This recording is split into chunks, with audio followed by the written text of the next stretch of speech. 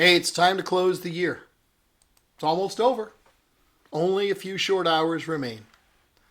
365 more days are unchangeable.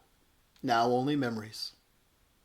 Welcome to the final Mornings with Bishop Robert for 2022. I'm grateful you're here. My goal is to introduce people to the Jesus they never knew and help them get to know him and his word personally and better. So if our time together today speaks to your heart, let me invite you to like, subscribe, and share it with a friend. Hey, it's not too late to join our email list. Get a free downloaded copy of my book, Count to One, and get Mornings with Bishop Robert sent directly to your inbox each morning. There's a bunch of other great benefits too, so click the link in the description below. You'll get all you need to know. Hey, do something with me if you don't mind. I want to help you reflect on the year that's passing. Some of the memories from last year will be especially joyful. Weddings, births, restored relationships, new levels of accomplishment reached, and countless other things. They'll bring a smile as you recall them. Just take a moment now and ponder. Take a second. Remember the things that brought joy. Take a moment now to give him thanks for those things. Of course, each year brings elements of pain as well. Loved ones who began the year with us, but they're no longer here. Losses of other types, perhaps relational or financial. Points of pain. And yet, even in these memories, one can often find elements of joy, things that we see as bittersweet.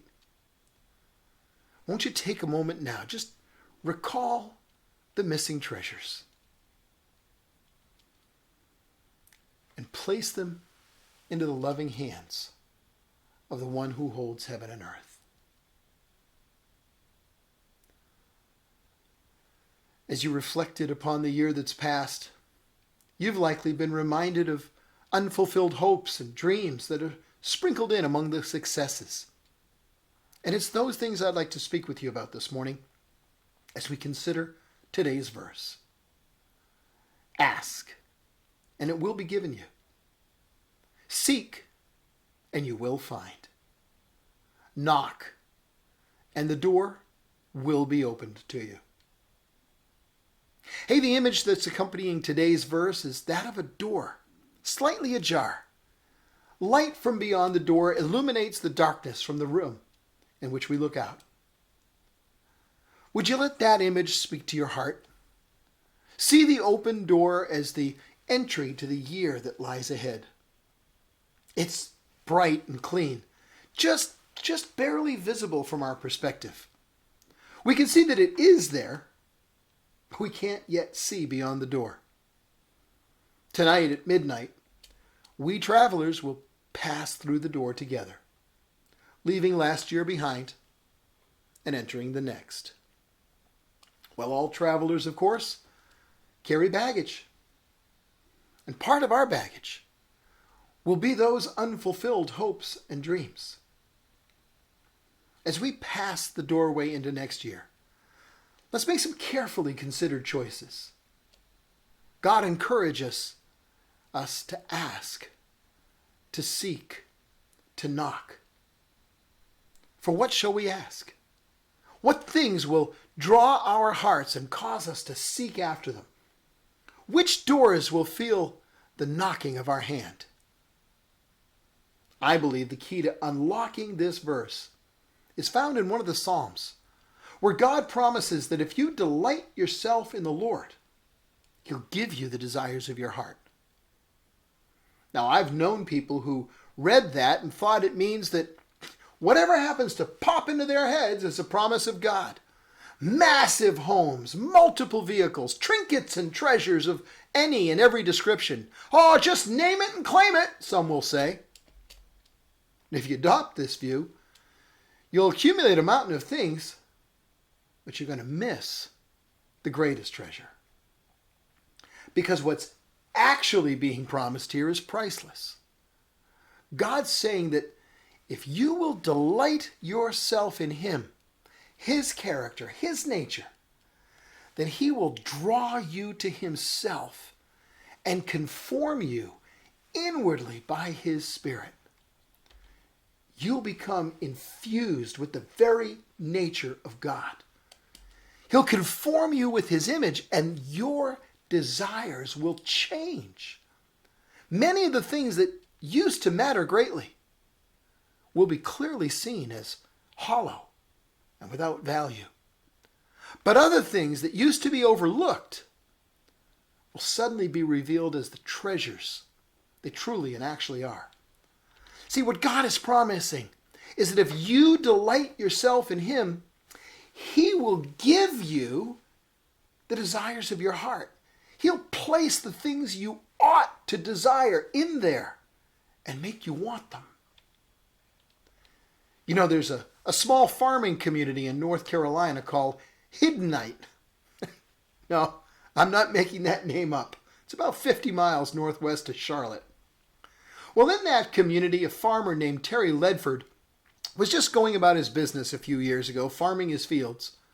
Now, these were fields that he had planted for years, fields his father had planted before him.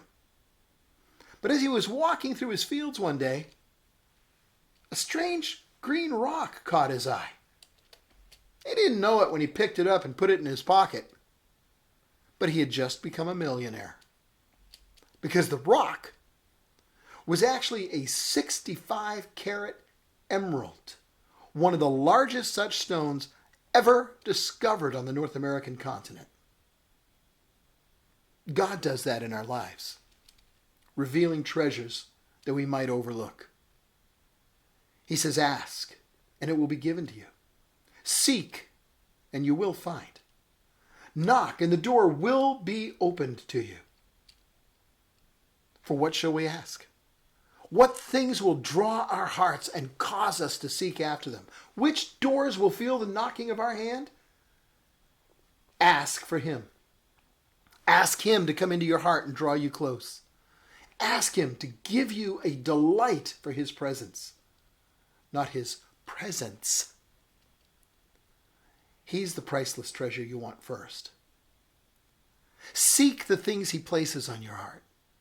It may be some of those unfulfilled hopes and dreams need to be sought after still. But it could be those unfulfilled hopes and dreams ought to be left behind. Trust him and his leading. Embrace what he gives. Release what he asks for. Delight yourself in his choices for you. As I said, all travelers have baggage, but not all baggage is equal. Some things are simply not safe to travel with. It's best if you leave them behind. There are things that don't belong in your carry-on bag. Trust him as he leads you. Knock on the doors he leads you to. Enter the ones he opens for you, because there are treasures there that await. He has created your future just as surely as he created the planet on which you stand. His love has determined the best way for you to walk, and it'll bring you the most joy and fulfillment as you walk it out with him. Put your hand in his and walk together. Ask, it will be given. Seek, and you will find. Knock, the door will be opened. And when the things for which you ask and seek are still far off, when the doors you've knocked upon have not opened for you yet, be patient. I find it helpful to remember the tense in Greek that the verse is written in. It's a tense called the present imperative active. It's used to describe a verb that must be continually done. So let me give you the Bishop Robert version of this verse so you can understand a little bit more fully what it means. Ask and keep on asking, and you'll keep on receiving. Seek and keep on seeking, and you'll keep on finding. Knock And keep on knocking. And the doors will keep on being opened for you. Don't give up because you haven't reached your destination. We're all travelers on the road of time together. The door to next year is cracked and slightly ajar, and in a few hours we're going to pass through. Pack wisely for the journey, will you? Ask and seek and knock and keep it up. He'll give you the desires of your heart. Well, that's all the time we have today.